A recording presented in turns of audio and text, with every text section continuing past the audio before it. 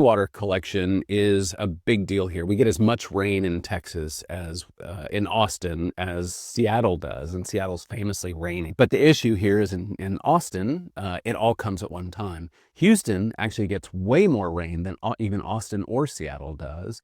So we've got this enormous amount of water we get here. The real question is, how do you collect it? And so anytime we can create a building form, a roof form that allows us to collect it, that's the ideal. Whether we actually end up having a client that will invest the money on the collection system itself or not.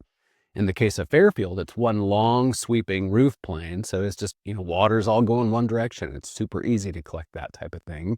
And it minimizes the number of different gutter systems we have to put on the house. We had all the roofs slope into a central courtyard, again, with the idea that the central courtyard would have a gutter around the perimeter of it and be able to collect that water and take it into a tank.